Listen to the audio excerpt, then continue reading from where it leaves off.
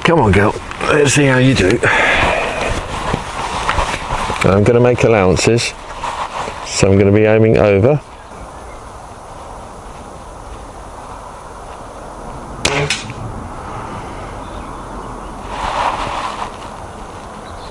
That's one.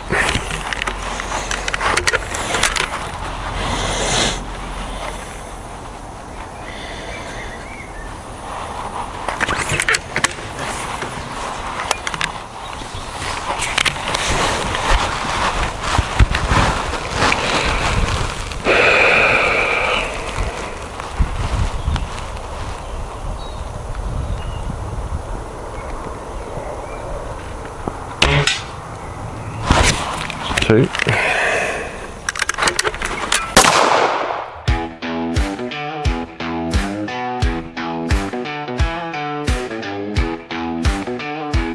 A huge thank you from the GunLocker goes out to Caliber Gun, Night Pearl, Element Optics, Manbilly, Scopemate, and Vector Optics. Hello and welcome to the GunLocker. Now, if you've been following my channel from the beginning, you would have seen a review on the HW77K previously, and you would have also seen the very first video that explained how this airgun, this iconic airgun, is setting the bar for the channel. Now, unfortunately, I had to take those two videos down because they became corrupted. Short and long basically is the audio that I used when I first posted the video was copyright free. Since then the composer has swapped it over to copyrighted and YouTube flagged it up. Now YouTube did give me the option of actually removing that audio from the videos, which I did, but it completely messed up the soundtrack, so I had to take them down, and it was really quite upsetting. That said, this rifle, because it sets the bar for the whole channel, has to have a video, you know, available to view. So that's why I am redoing all of this. That said, in the 2.5 years that have followed since I initially posted those two videos, the channel has evolved a lot. My scoring system has evolved a lot, so it's no bad thing to actually revisit this airgun and see how it compares with the current rating system that I use. And I've got to say, spoiler alert, I was pleasantly surprised because it still scores very, very highly. In fact, I may go down the line of saying, in my opinion, it's still one of, if not the best, underlever airgun out there on the market today. It's been in existence for a long, long time. It's time served. It's German build quality, and it shows. It really, really does show. So, what have I got here in front of me? It's the Weihrauch HW77K. K stands for carbine, which means it's the short barrel. And for those of you that are new into the scene, Weihrauch has been around for some time. If you don't mind, I'm going to keep looking down at my screen here because there's a fair bit of information to go through, as always. And I am going to read a little bit of info that I picked up from online sources about Weihrauch, about its founder, and how the HW77K came about. So it'll only take a minute to go through it, but I think it's interesting. So Hermann Weihrauch founded his company in Zellerstadt, Bisley. I hope I've pronounced that correctly. If I haven't, my mistake. But he founded it in 1899, and he quickly established himself as a builder of high quality hunting rifles. Because what he was producing was of such high quality, he was able to expand his company. And then over the decades, obviously,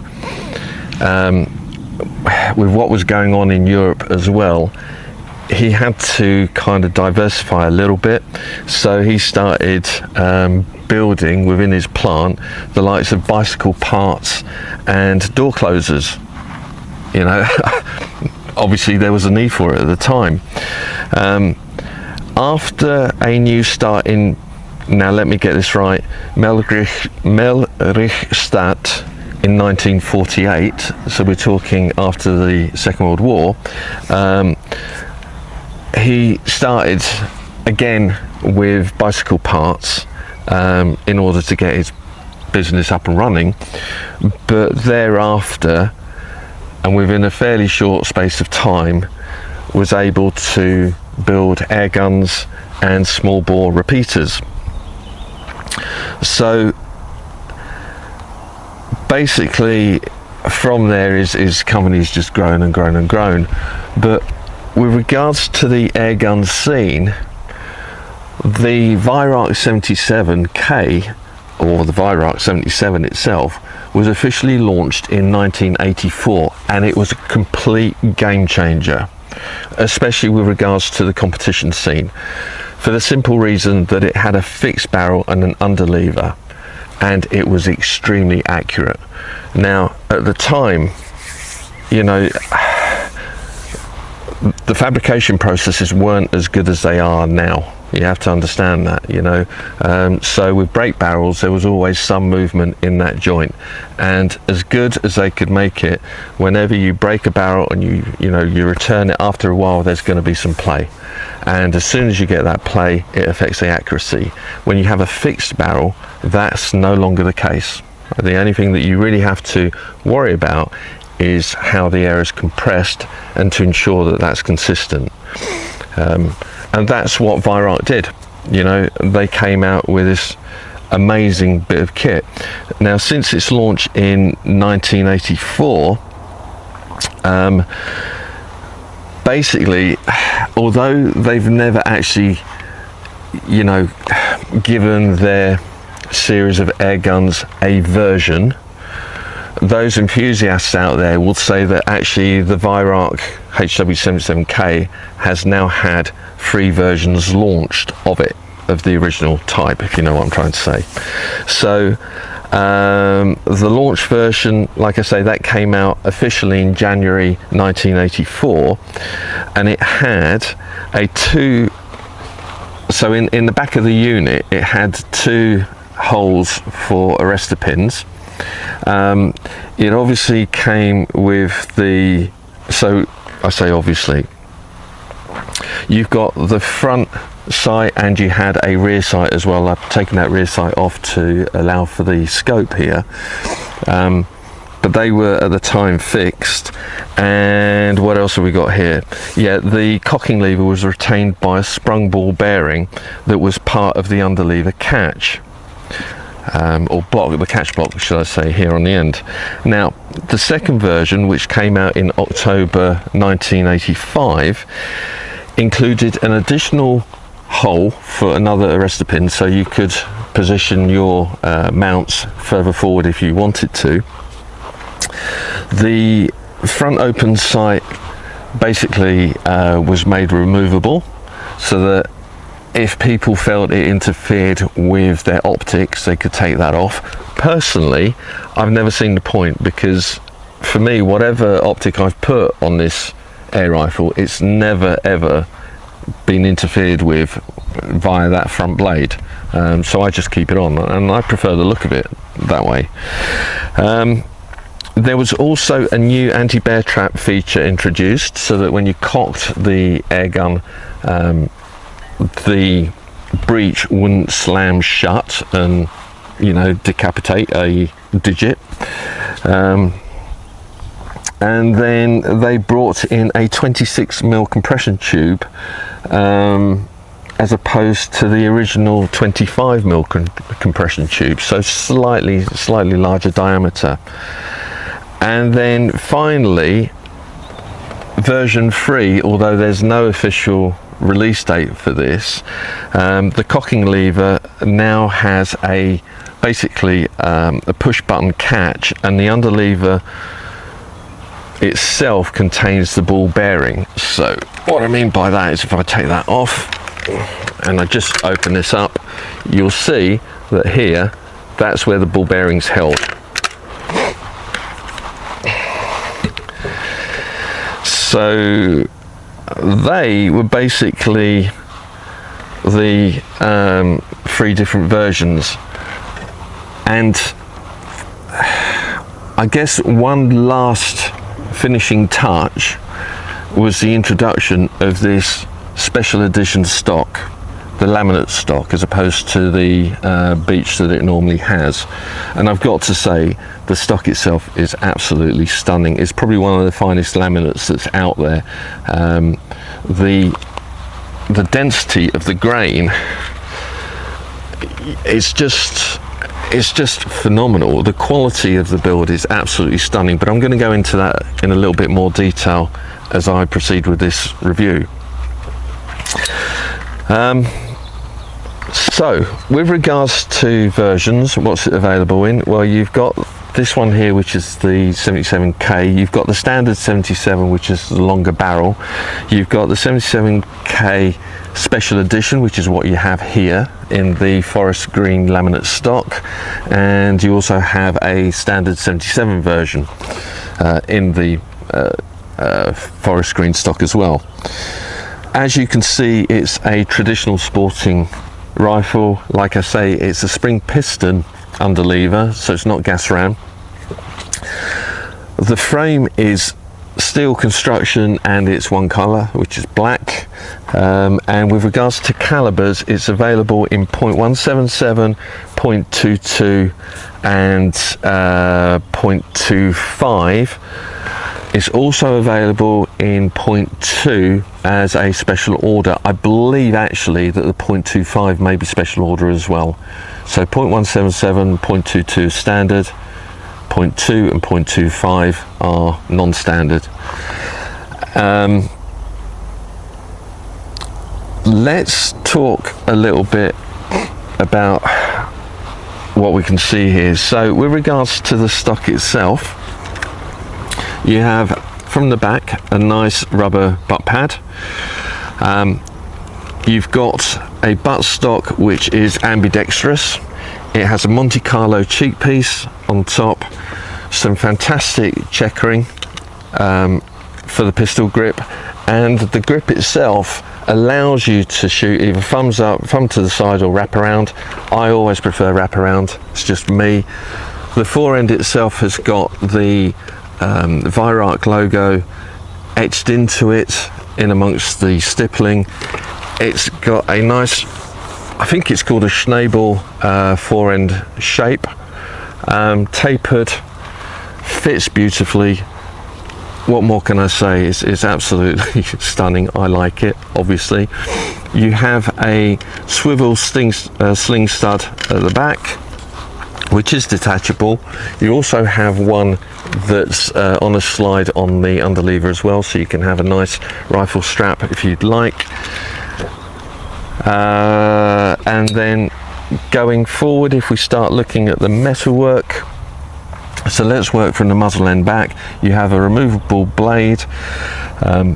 Obviously, with this sort of rifle, there's never going to be a load of features like you'd get on a PCP tactical rifle. Okay, so it's a traditional style air rifle used for backyard plinking, for bench rest shooting, target shooting, and also for vermin control. Okay, small game hunting.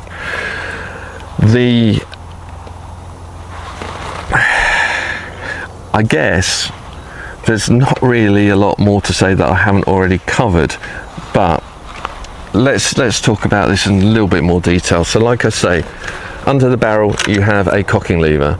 Okay, it's all steel construction, which is fantastic. You then have within the breech an anti-bear trap system. So when you cock the rifle, and I'm not going to do it now because there's no pellet here and I don't like to drive, well, you should never dry fire air guns anyway, not springers. PCPs is a different thing entirely, but where you have a compressed spring, never ever dry fire it. It can just blow the system apart. So there's a bear trap, anti-bear trap mechanism in here. On the back of the cylinder you have a dovetail rail. That dovetail rail, I'll give you measurements in a second.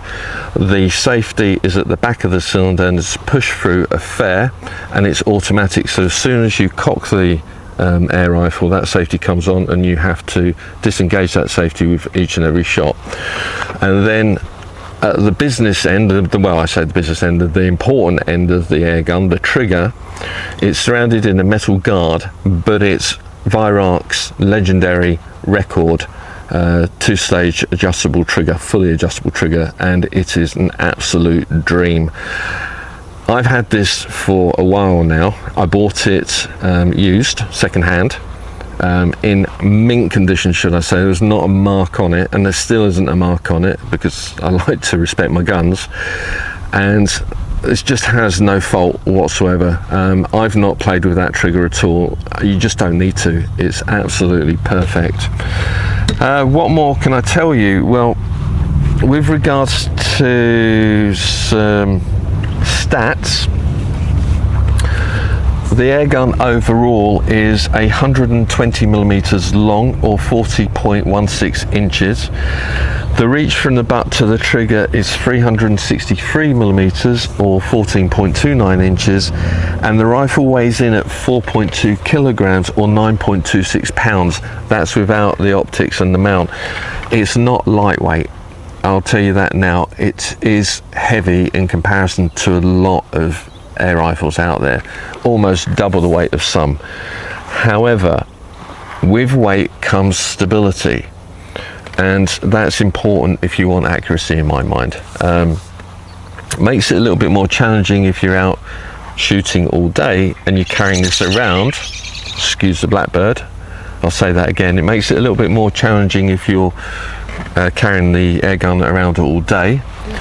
But when you actually rest it to take that shot, you know that you've got a stable position, okay, a stable point of where you can take that shot, and you know that it's not going to mess about, it's not going to kind of unwittingly move. The other thing is, when you've got spring air guns, when you press that trigger, there is quite a bit of recoil, and weight helps to dampen that recoil down. So in my mind, when you're talking springers, the heavier the better.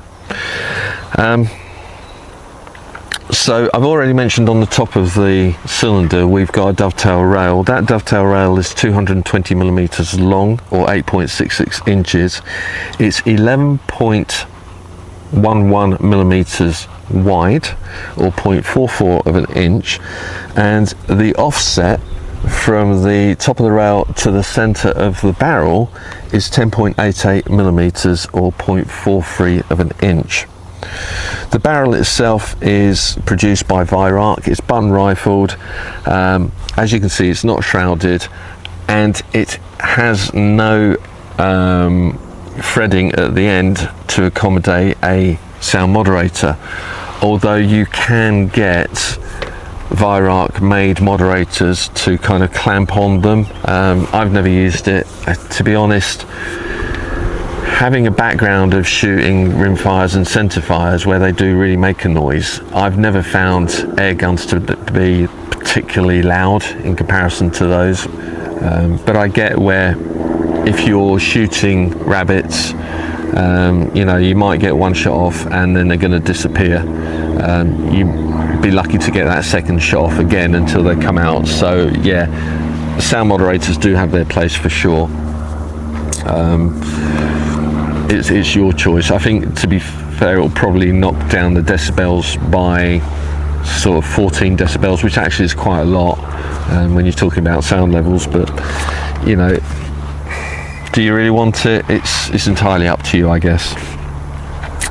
Anyway, let me carry on. So that barrel length is 370 millimeters, or 14.57 inches, and the barrel wall thickness, and this is important because the thicker the barrel, the more, how can I put this, robust it's going to be, the less likely it's going to warp or deflect. It's 4.71 mil thick, or 0.19 of an inch thick. Now, obviously I put this over the crony, and I'm not like some reviewers that will put literally 500 pellets through the gun to see what it's croning at. I just think that's a waste of money, especially as pellets are so expensive now. There's no point putting 20 quid's worth through an air gun just to see how fast it's shooting. I don't know why people do it, but they do.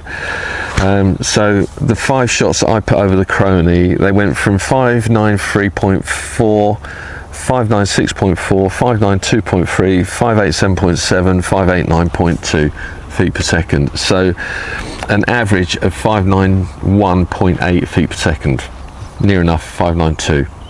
And that was using 14.3 grain Premier Ultra Magnum pellets.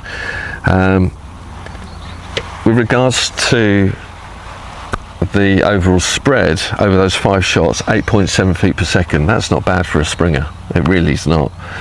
And it's kicking out effectively 11.12 foot-pounds of energy, or 15.08 joules, using those 14.3 grain pellets. Now obviously the heavier the pellet, the more muzzle energy it's going to have as it leaves the barrel, so just bear that in mind. For me, I think that's, being that it's not tuned in any way, so this is factory standard, for me that's a perfect power level. It really is, because it gives me plenty of leeway. So if I do use a heavier pellet, I know that I'm going to stay within the 12 foot-pound limit, which is the limit here in the UK.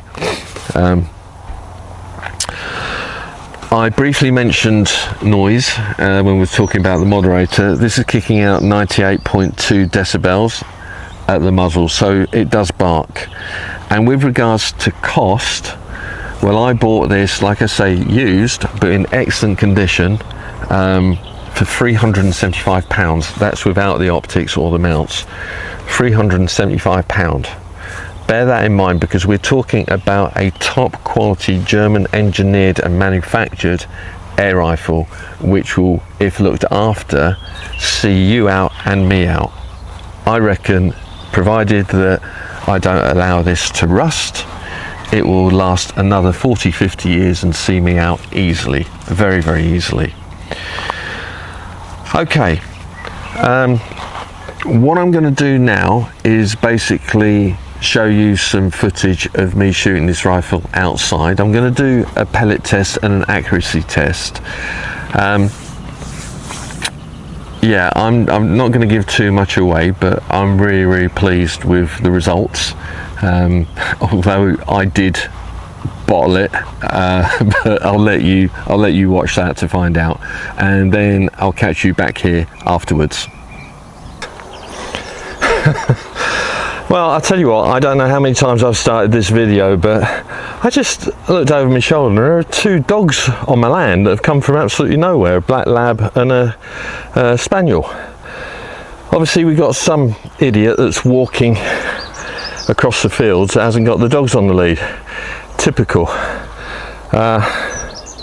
Yeah, I wish I had more control of them. I'm not against dogs, don't get me wrong guys, you know that I've got a dog and I've trained black labs in the past, so I do love dogs, but when they're uncontrolled, out of sight, the owner hasn't got a clue what they're up to, that's wrong. That's completely wrong. I wish I could find whoever it was that those dogs belonged to, because they've just scarpered down the bottom through the wood there, and have set off some pheasants as well, and that annoys me because I've got I call them a harem. I've got a cockbird and some hens down there that always lay eggs this time of year, and well, I've got poults. So just really, really annoys me when you've got dog walkers that have got no idea how to look after their animals. I just wish I knew who it was. Anyway, that's my rant over and done with. Let's get back to the video. So I've obviously spoken about this and why I'm redoing this. What I haven't mentioned as yet is that I had a conversation with Cyclops Joe the other night, and guys, you've heard me mention him before on previous videos. What a funny guy he is. We spoke for about an hour, and he is he's hilarious, he really is. But anyway, during the conversation, it kind of sparked an idea, and I thought to myself, you know what, you've got people out there shooting 2.2 rimfires or 2.2 LRs, and shooting at targets at 50 meters to do accuracy tests, you know. And I figured, why not treat this almost like golf, where you have a handicap, so that it could actually compete cross, what do we call it, not categories, but what's the word that I'm looking for? Well, we can basically compete against 2.2 rimfires with 2.2 air guns, you know, but the handicap has to be worked out in such a way that there is some form of calibration to it. So I thought to myself, okay, fine, look, if you're shooting a 2.2 rimfire, you're shooting sub 1100 feet per second, so 1100 feet per second, okay? And speaking with Joe, he's shooting his rounds at about 1050, so 1050 feet per second at 50 meters. Well, I figured a 2.2 air rifle, sub 12, like this, I mean, this is currently shooting an average of 592 feet per second, so 11.2 foot-pounds of energy. Well, it doesn't take much to work out that if he's shooting 1050 at 50 meters, then 592 means the target should be around about 27 meters to kind of standardize it, if you know what I mean. I'm probably talking out of my arse, but you know, it's my channel. I thought, why not? Let's see if I can do something with this.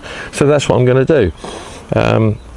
From now on, before I do a pellet test and an accuracy test, I'm going to run the air guns over a chrono. I'm going to work out what the average foot per second is of the projectile, and then I'm going to adjust my target accordingly using the 2.2 rimfire at 1100 feet per second, so subsonic, using that as a benchmark.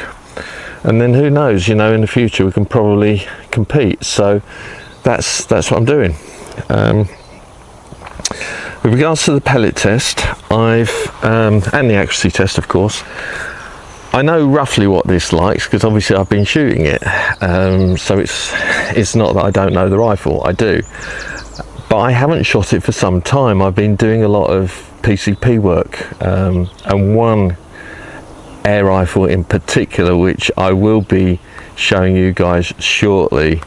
Well, that's an exclusive, and I am, if everything pans out, which it's looking as if it will, wow, it's going to be something very, very special and completely unique, because I'm talking directly with the manufacturer on this.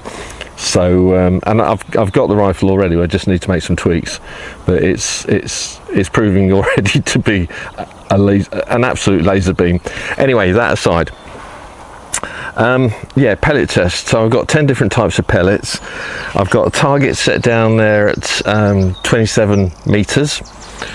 I'm going to do 5-shot groups, and then the best pellet, I'm going to do an accuracy test, and in that accuracy test I'm going to put a pellet in each of the outer targets like I normally do, and a group of 5 shots in the center target, and then I can measure the distances, you know, point of impact from point of aim, and work out, using my algorithm, you know, some scores with regards to accuracy and performance.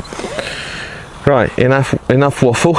Let's get on and do a bit of shooting. And thankfully, having had the chance to talk to you guys, my heart rate's now calmed down a little bit, having chased those bloody dogs down the paddock there. Yeah, and I'll be able to do a little bit of shooting. Okay, let's crack on. So before I start shooting, just very quickly, I've paired the HW77K with a Wolf Hurricane 4.5 to 18 by 50 second focal plane optic. It's I guess a high-end budget. It's on some sports match mounts, single piece, and on the end of the optic I've got a Scopemate S18 camera.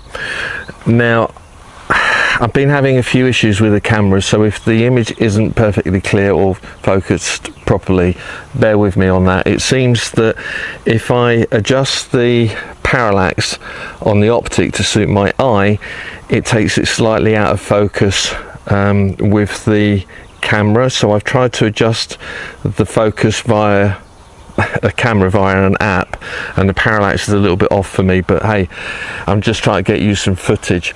Saying that, I've also got a camera pointing at the target down the bottom there, so I should be able to get you some sort of footage along the way. Guys, honestly, today has been unreal. I just tried to do this this pellet test, phone call, break off, switch the cameras off, all that sort of stuff, and then come back to it.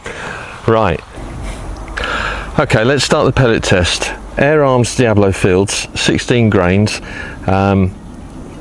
Doesn't give me an exact size, I don't believe. Oh no, I'm wrong, 5.52s. So I'm just going to count out 5 shots. Okay. Now guys, whenever you're loading a Springer, always, if it's an underlever, keep your hand on the lever itself, just in case that anti-bear trap fails and you don't want to lose your fingers.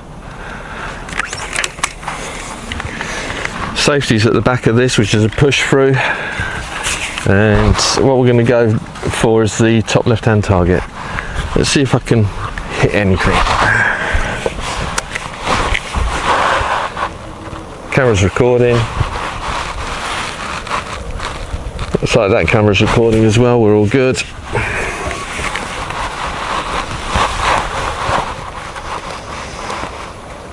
Top left.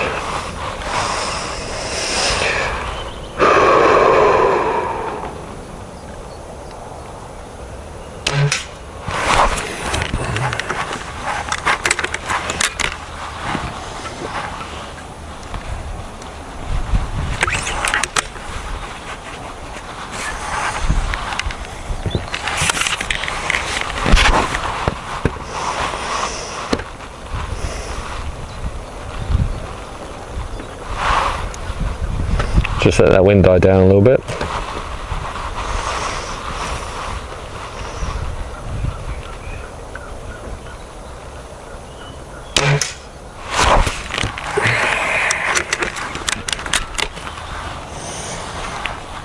Pellet drop there. First shot was lovely.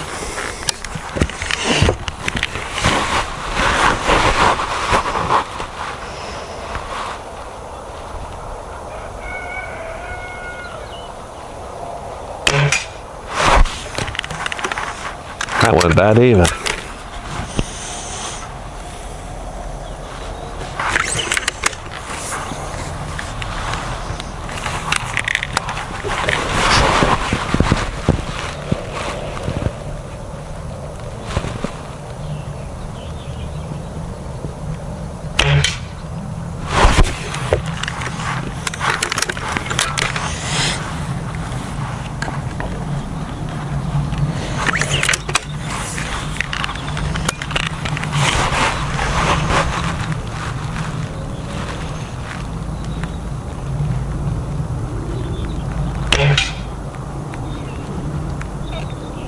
Okay, so 4 in the white, I think 1 touching the black, and then 1 out of the target. A little bit of a mixed bag on that one.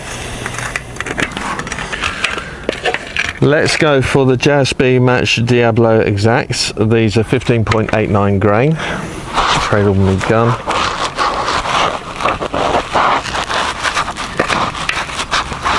Running out of these. Right, let's count out 5. There's 5.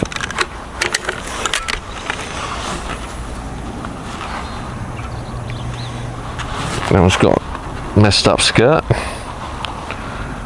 Okay. So we go top middle target.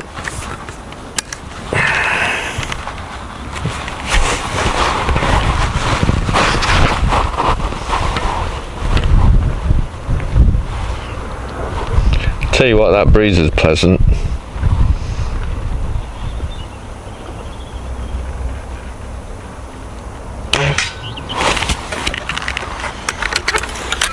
So pellet drops a bit low there.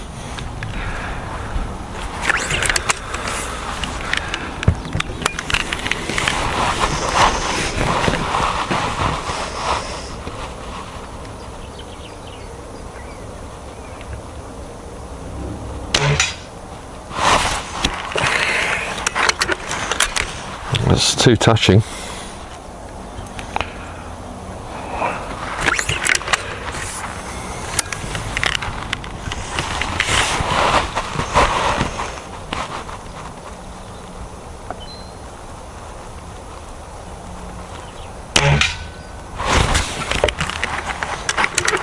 And we've got a clover leaf.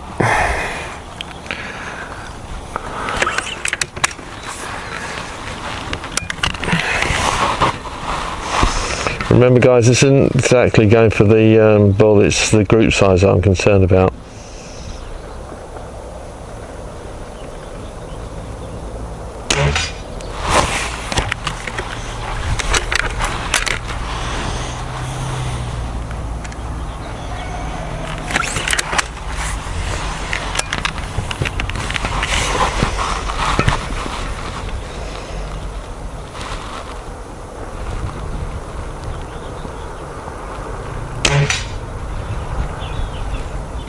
Okay,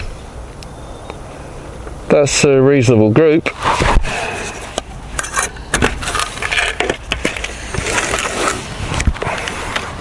So staying within JSB, we'll go for the Hades. It's again 15.89 grain. See if we can get them out. And I'll count out 5 again. So 3, 4, 5.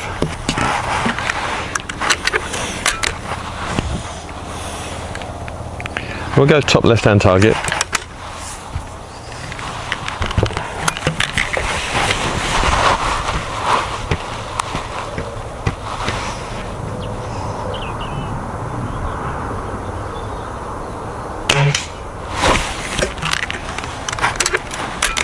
A little bit high and a little bit left.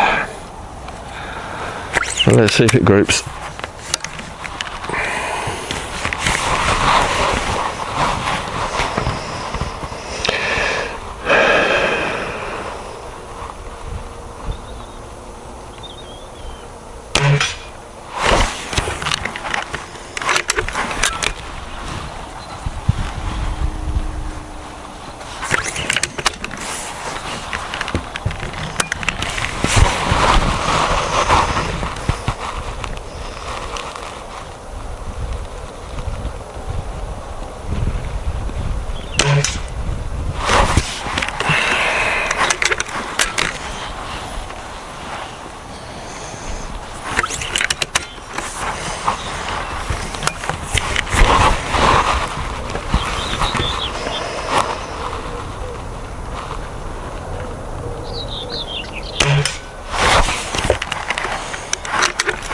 Well, that's 3 pellets touching.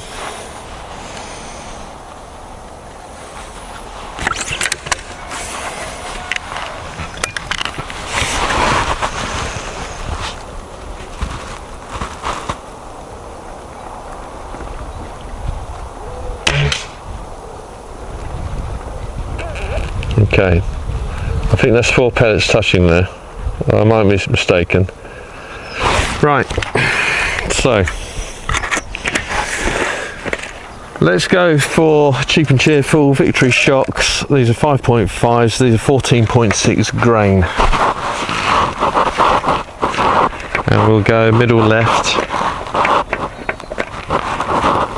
Count out 5 pellets.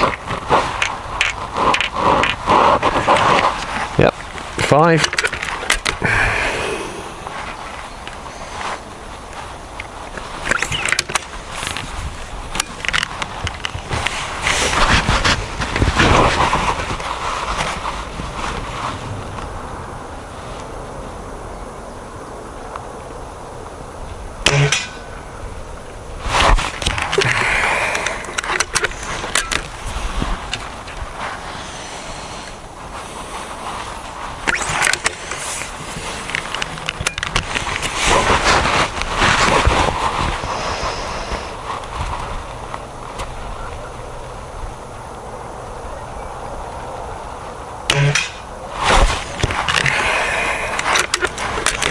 There's some movement on my part there, you'd have seen it in the scope footage.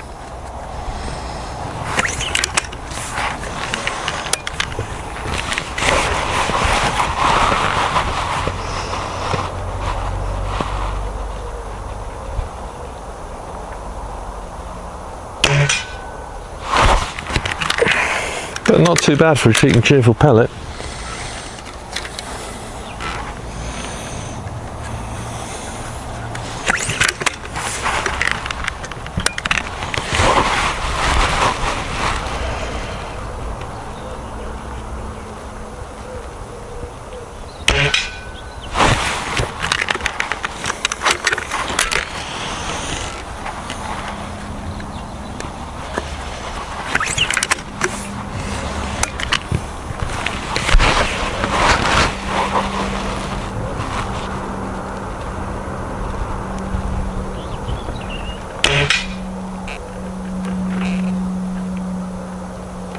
Okay, there's a bit of a string there.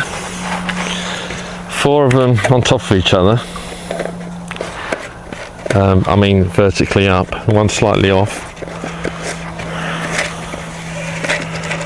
So let's try the VMX Pells next. 14.66 grain.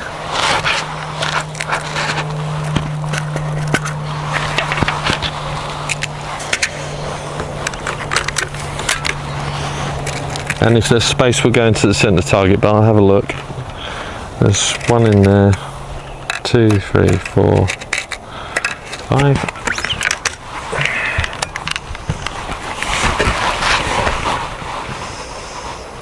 Yeah, we'll go for the centre target. Everything's still recording. Yeah.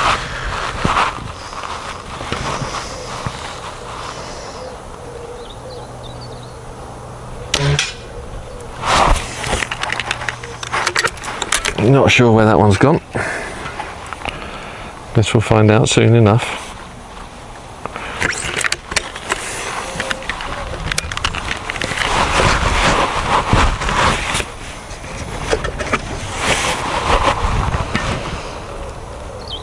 Yeah, I can see it.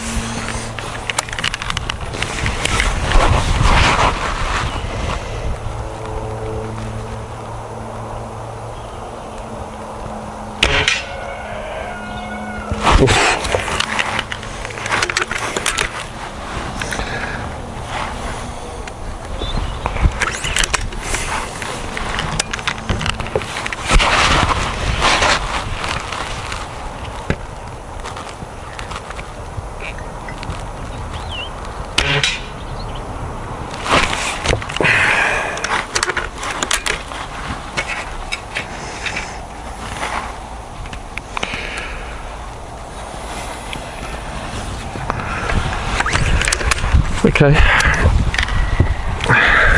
last shot, and then I'll check all my cameras, make sure that I'm not running out of time on the recording.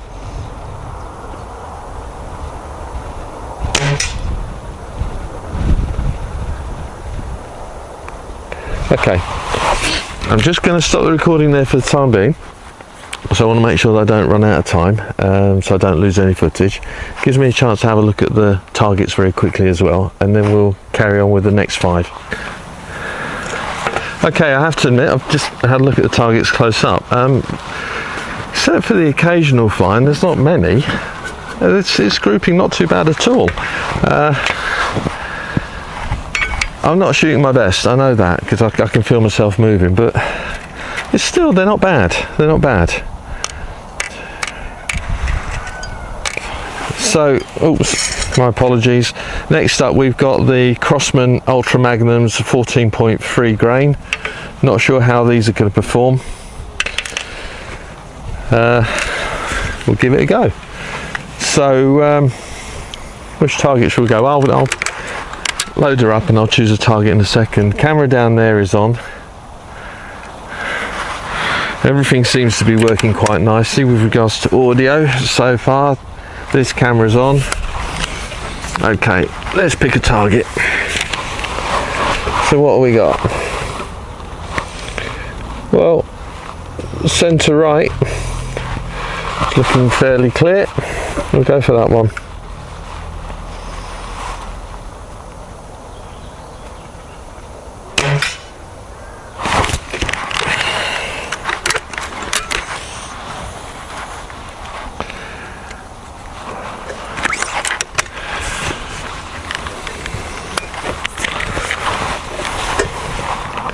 You can see the breeze that I'm dealing with, so it seems to be coming straight up this hedge.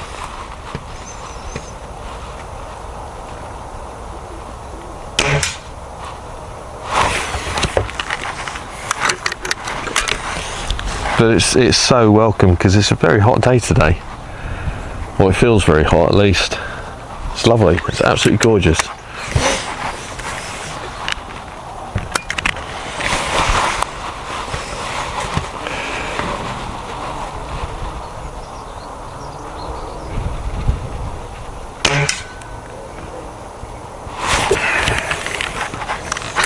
I'm not sure where that one's gone.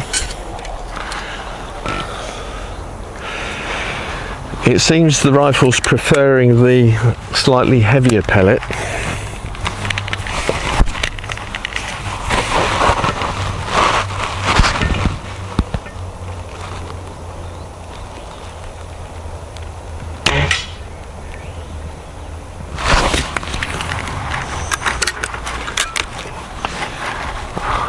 Looks like I'm basically dancing around that circle.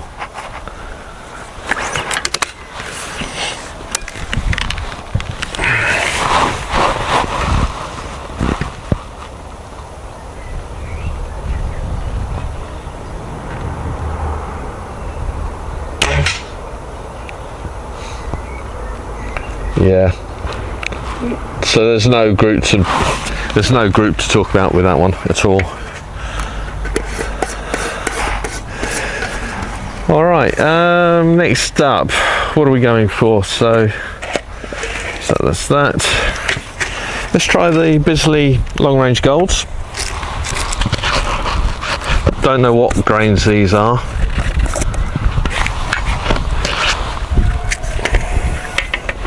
Doesn't say anything at the bottom there. They're a H&M pellet, that's for sure. Yeah, but it doesn't say what grains. 1, 2, 3, 4, 5. Although I've shot a lot of rifles that, I say rifles, air rifles, that really do like this pellet. So let's pick a target.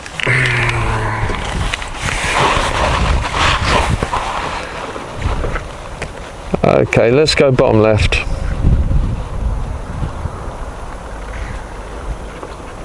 In fact, I'll tell you what, let's go on to the next card. Let's go top left.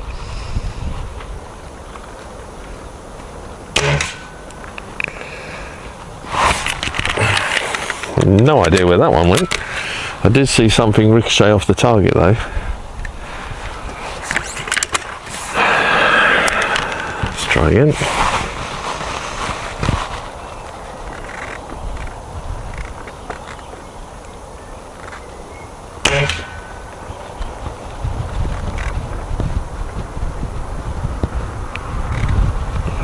Really, no idea. It looks like it's hitting outside of the paper. That's odd. Very odd. Let's try again.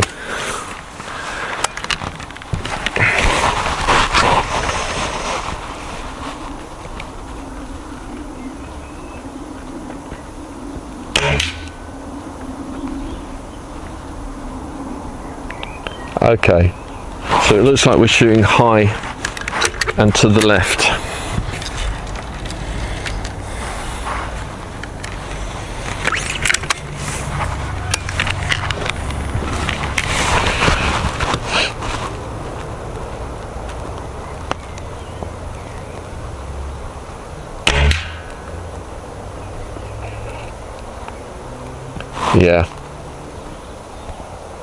Yeah, high and to the left.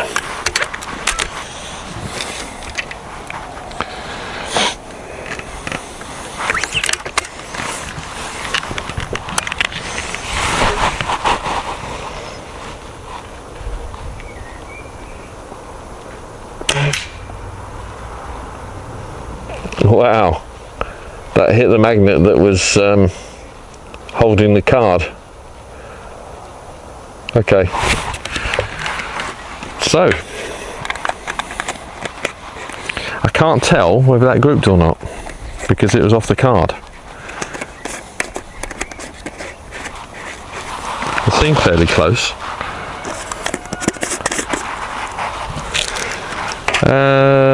Okay, next up we got the RWS Superdomes. I don't think I've had a rifle or an air rifle yet like these, but you never know. I'm fairly certain that this one doesn't like it, but we'll find out.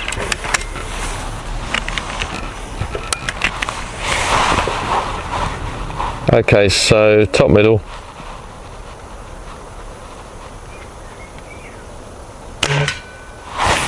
Yeah, we're shooting high.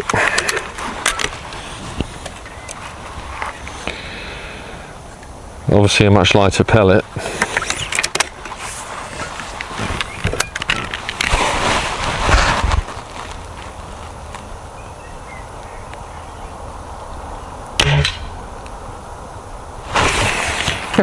I say that, next one goes straight in the bullseye.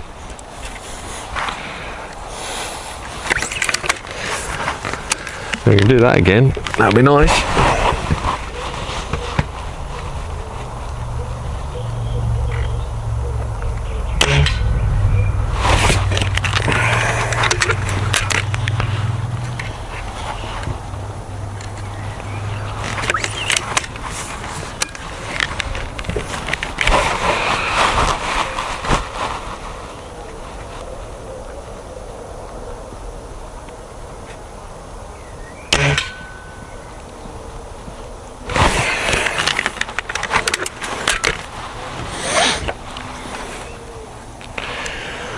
So last one of these.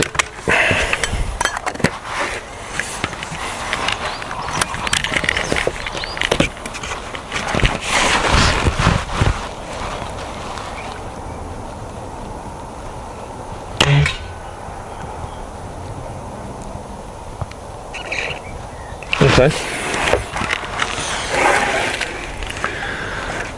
Next up we've got the Norma Golden Trophy FT Heavies. These are coming in at 17.6 grain, so the heaviest pellet that I've got. Let's count out 5. 1, 2, 3, 4, 5.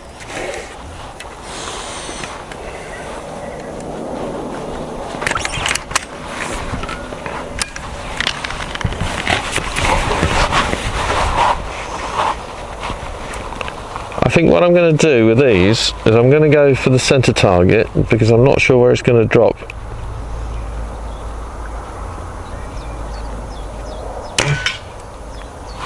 Yeah, considerably lower.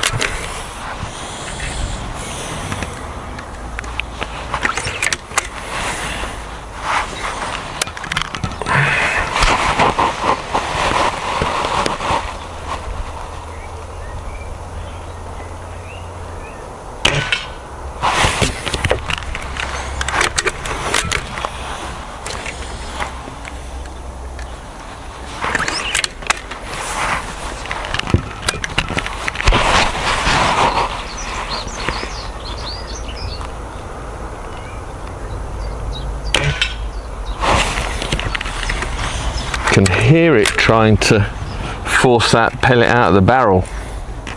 Completely different sound.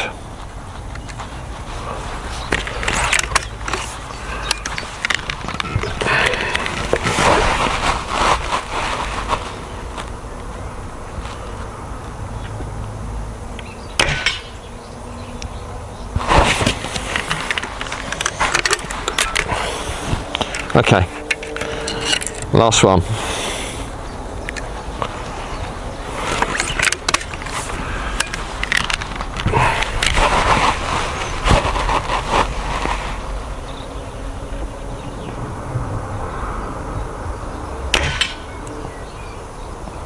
Yeah, so there's quite a large sprayed out group there. not for this rifle. Okay, last up we've got the H&N Field Target Trophies. These are coming in at 14.66 grain. A favourite for many shooter. I'm going to keep my mouth shut because every time I say something it tends to be the opposite. I guess you could say that with some of my reviews.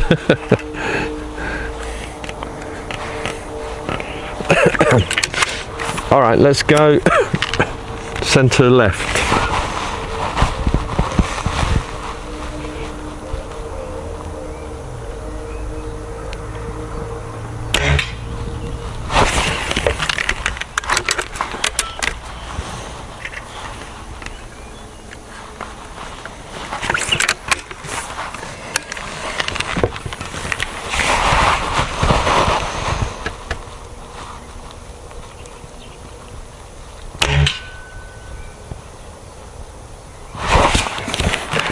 Well, considering I pulled the rifle or air rifle to the left there, it shot low and to the right. Yeah, that's not good.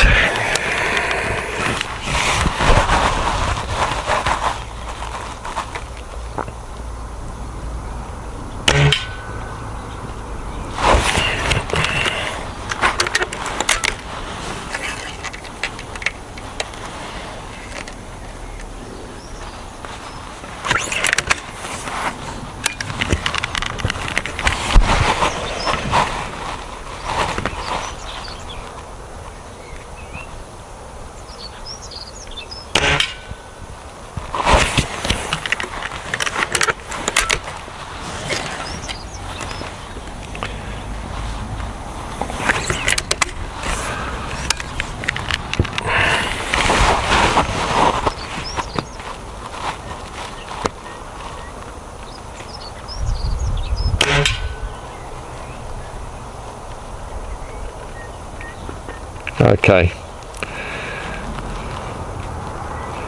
Right guys, that's the end of the pellet test. I'll go and bring the cards and switch that off.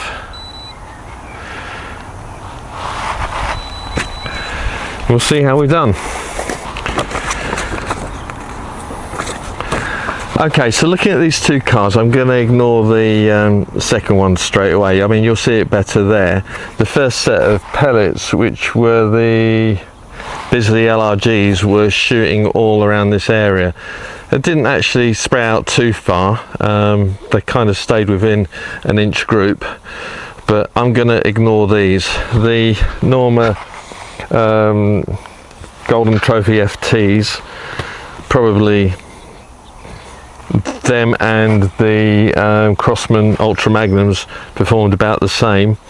I've got to say the first 5 pellets were the better performing ones, and for me I think I'm going to go with the JSB match exact for the accuracy test, although it's very close with the Hades. But no, I think I'm going to stay with the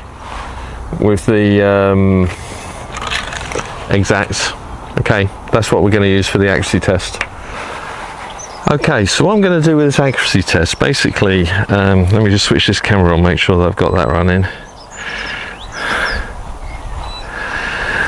I'm going to use the right hand card just to sight the pellets. I'm going to use a couple of free, see how they're shooting. I'm not going to re-zero the scope.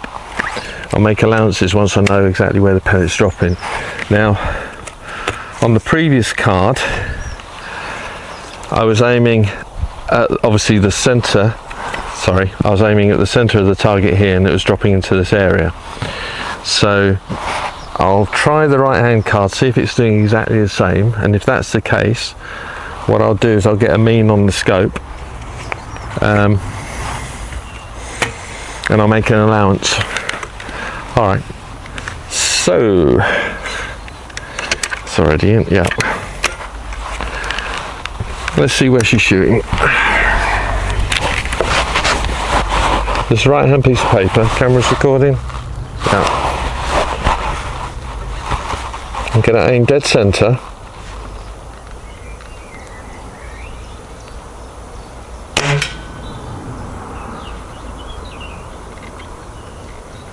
Now if you look through the scope, you'll see that it's on the 1/2 mil dot. We'll try another shot.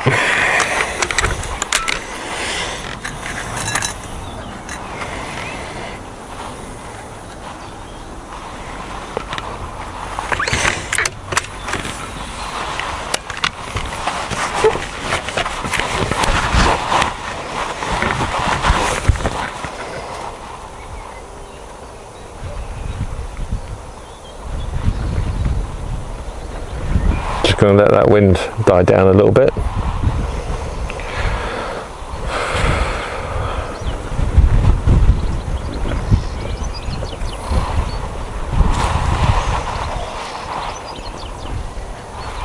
I'll just let you see through the scope. Okay.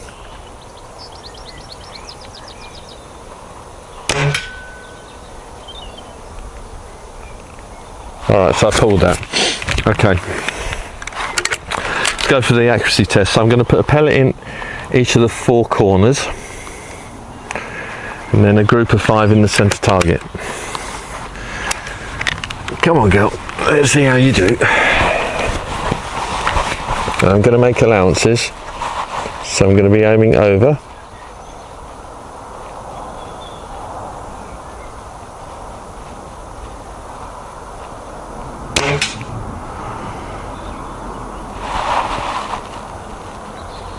One.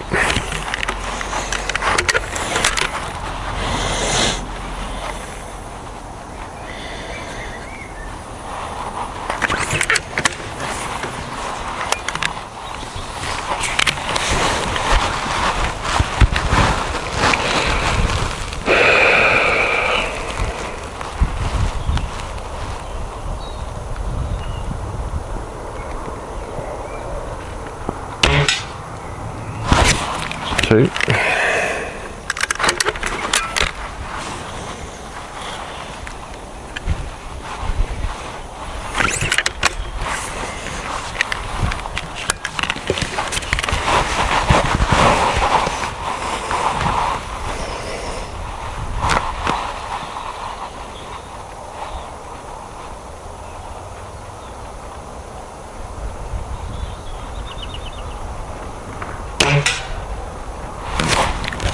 Three.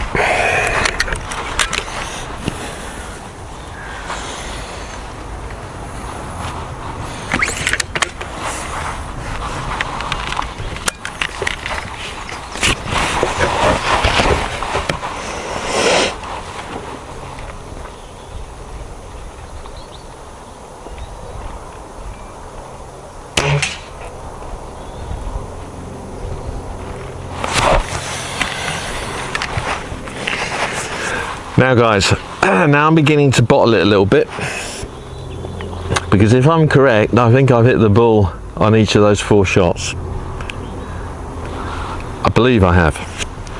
Right.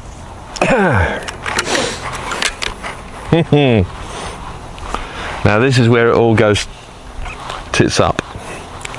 We're going to go for the group, centre target.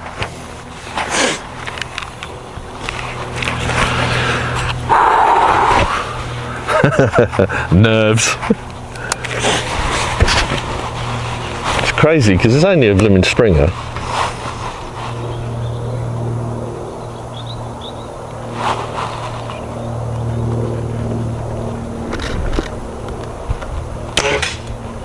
There we go.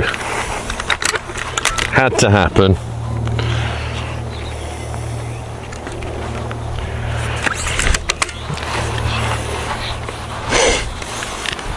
Ah, damn it.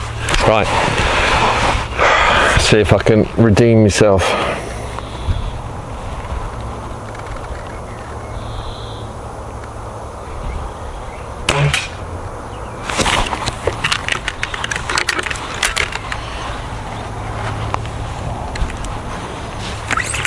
Now technically, because this is the group size, just because I haven't hit the bull doesn't mean to say it's not going to score well.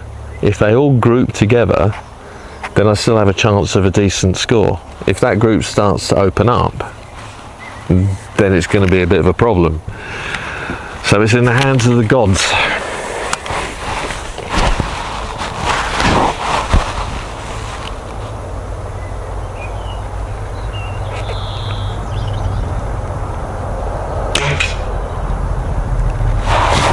No, it's not actually. I just looked at that card. I was talking absolute bullshit. The second shot was just off of bull, as was the third shot. So it's the first one that was the flyer. Oh, damn it. Damn it.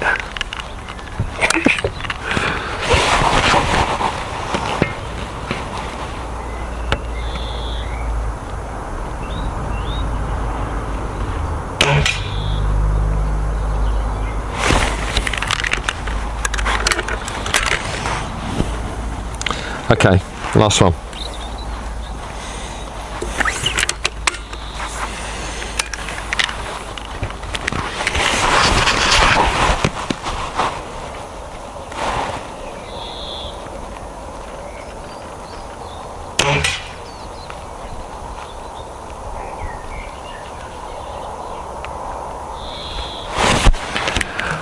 All right, I need to get that card.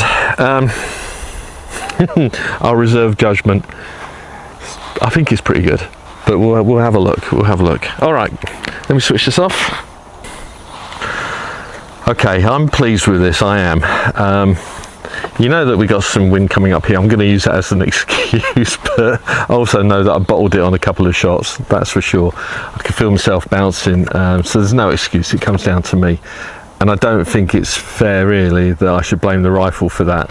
But let me just tell you what happened. So first card, this was the one on the right hand side, and this was the sighter for me, so I could see what the pellet drop was. I was aiming for dead center, and the pellet dropped about an inch. The one that went slightly to the right, that was my movement. I could feel it. I snatched as I pulled the trigger, but that told me what allowances I had to make through the scope. So I aimed over by 0.5 mil dot. Okay, now put that down, and that was with, by the way, the JSB matched Diabolo Exacts 15.89 grain. Now I'll show you the card from behind so you can see.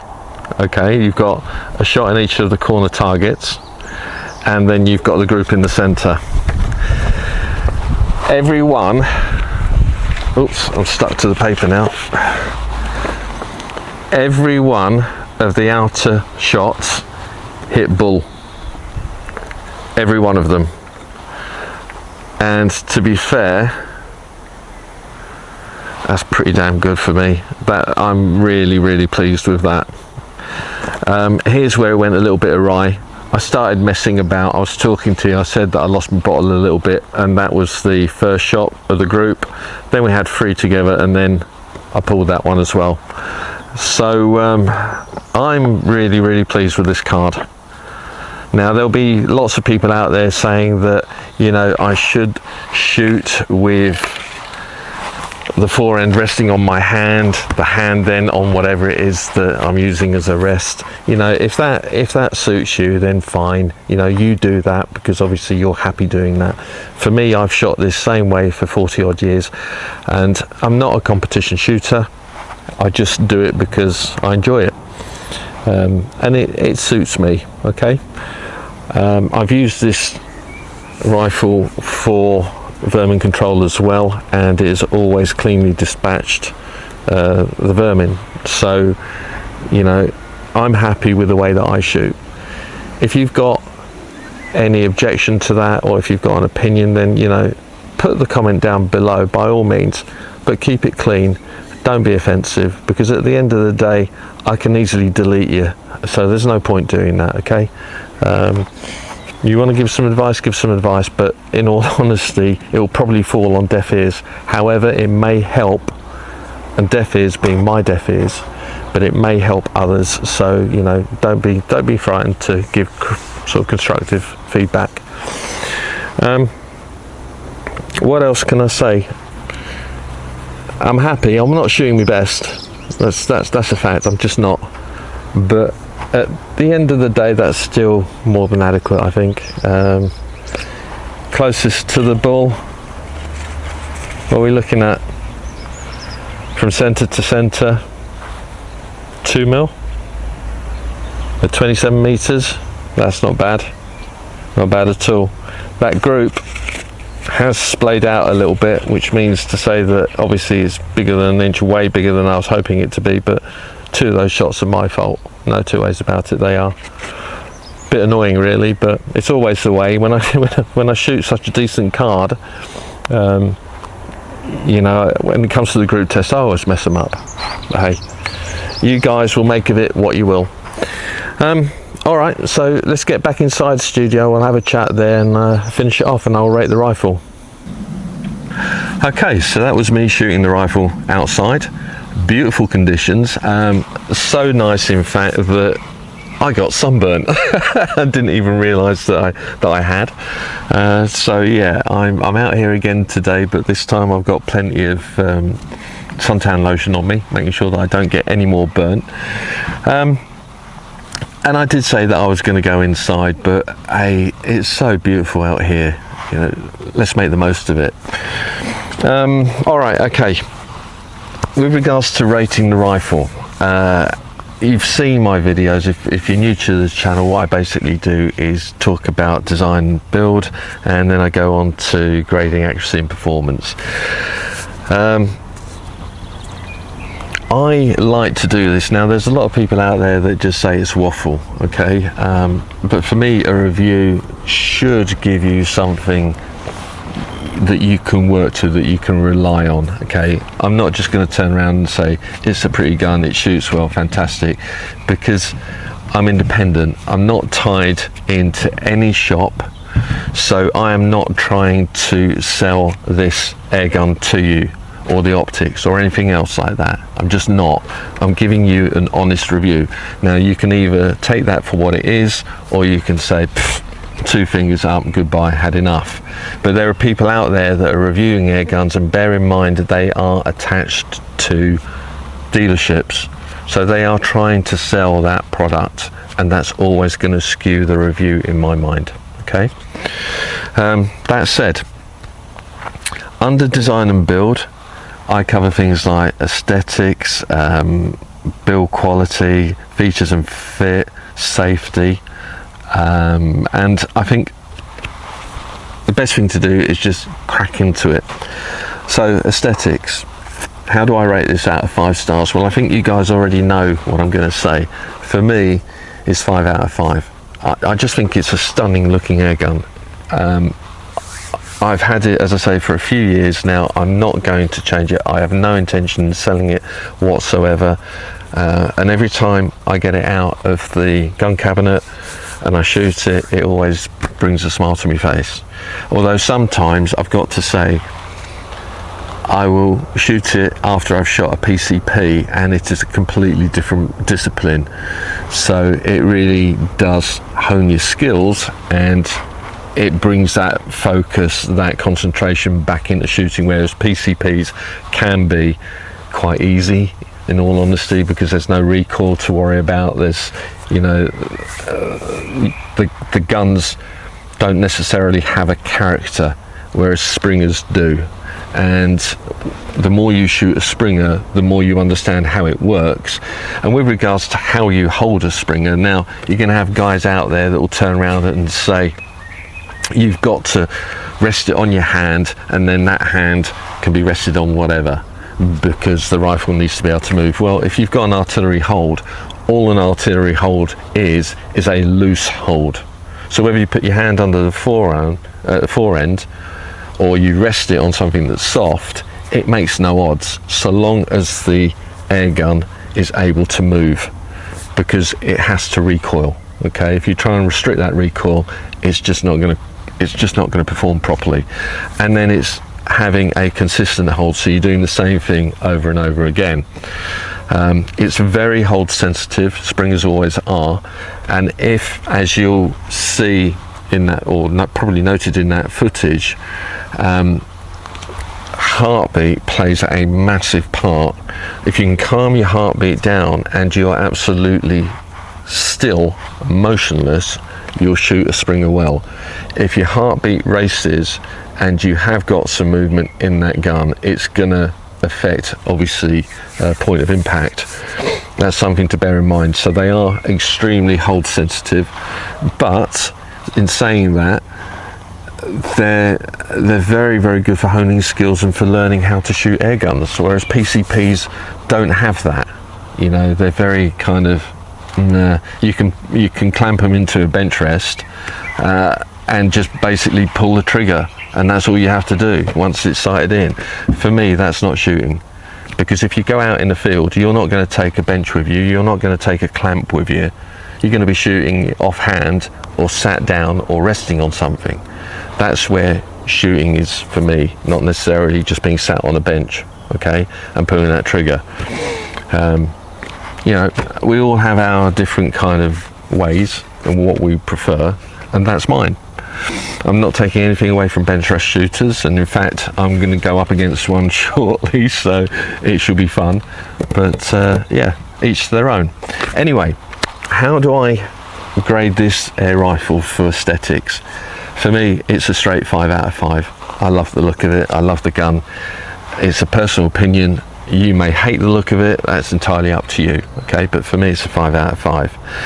For features and fit. Now, a traditional sporting rifle is never going to score as highly as a PCP tactical, because you can't bolt anything onto it. What you see is what you get. It doesn't have additional rails. You know, there's not a lot that you can alter on it. So when I looked at the stock scored 11 out of a possible 34, and the metalwork scored 17 out of a possible 27. So all told, features and fit, although for me the fit is 4 out of 5 stars, overall features and fit, it scores 3.2 out of 5 stars. Now, build quality. So I've broken this down into action and chassis, the air system, the barrel and the stock. The action and chassis and the air system, because it's a single shot, because it is a Springer, although it's as good as it can be without it being tuned, so this is straight out of the factory, it scores 4.5 out of 5 stars. I don't see how they can improve it, to be honest, and it's consistent.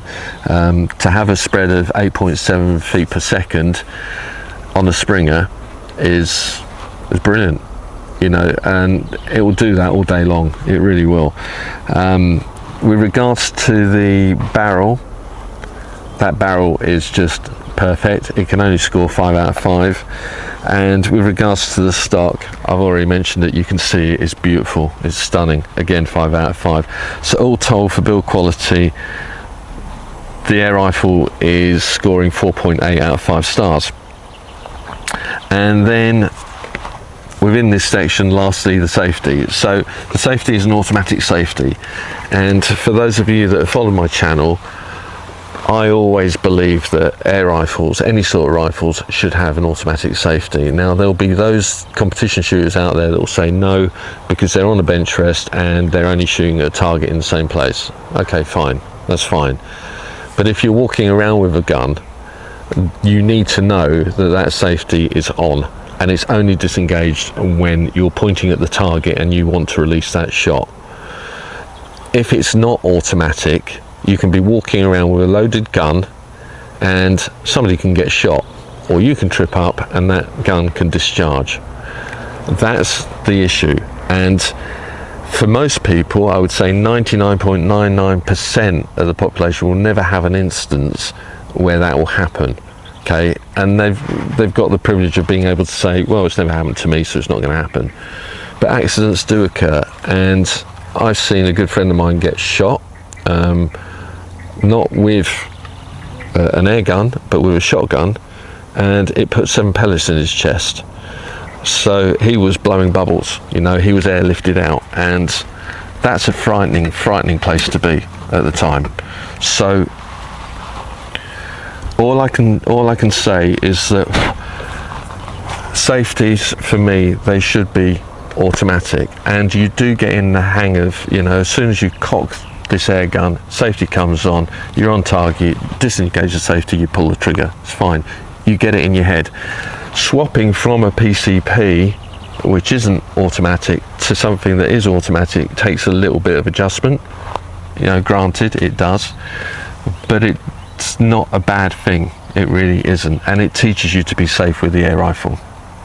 So, for safety, 5 out of 5 stars. You know, it's in a good place. It's positioned at the back of the cylinder. It's away from the trigger. It can't just be accidentally caught. It works perfectly. That's it. Right, let's talk about accuracy and performance. So, first off, handling. So, dimensions, fit and handling. Well, it's 9.26 pounds in weight without the optics. So, if you're out and about in the field, it's heavy. And I've already said it's heavy, so that's it's a negative, I guess, but it's also a positive in that it provides a stable platform. So however you want to balance this out. For the bench, for target shooting, perfect, you know, because you're not carrying it around all day and you're just basically using it as an accurate air gun. The fit itself, for me, it's just spot on. It's absolutely spot on. You know, I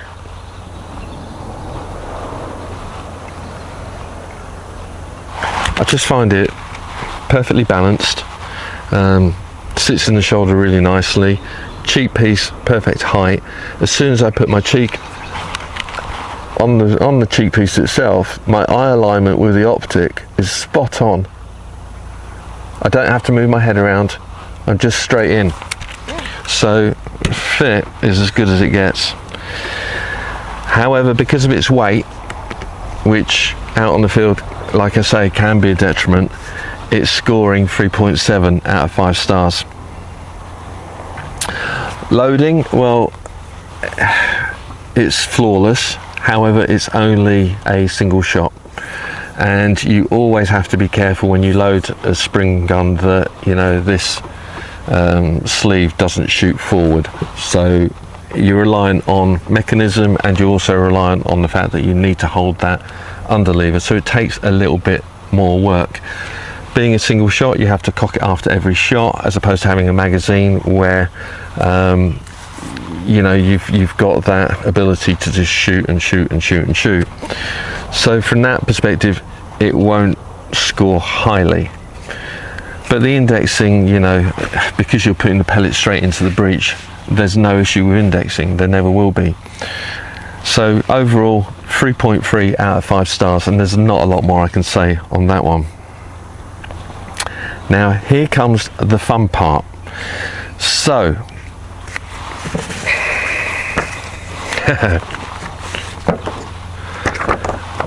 this scorecard. Now these 2 shots here, they were me. You know, I knew as soon as I'd shot the 4 outer ones, I knew that, well, personally, I just wanted to give up and say, right, I don't want to shoot anymore, because for a Springer, this was brilliant. You saw that I had a head-on wind, so that was messing around a little bit, but for a sub 12, I really couldn't knock that. The nearest to the bull, let me have a look, is the second shot here, and that's 2.76 millimeters away from the center of the bull at 27 meters. 2.76 mil. It's as near as damn it spot on.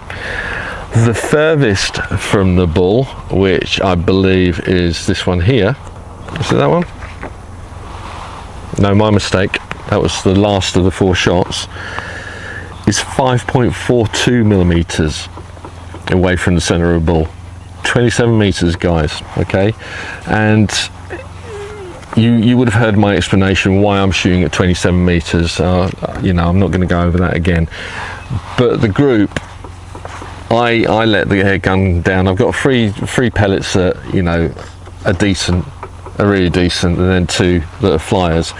What I did, because I shot the pellet test as well, I'm gonna cheat now slightly. I measured the group for this one here, even though it was looser, because it was more in tune with what the gun should be doing, not me kind of choking, as it were. So I measured that group, and I did shoot it. You saw me shoot it. I measured that group at 15.36 millimeters. So overall, for accuracy, oh, and I forgot to say that of the 10 pellets that I tried, 8 of them were all sub 25 mil at 27 meters. So that's the group size, it's less than an inch.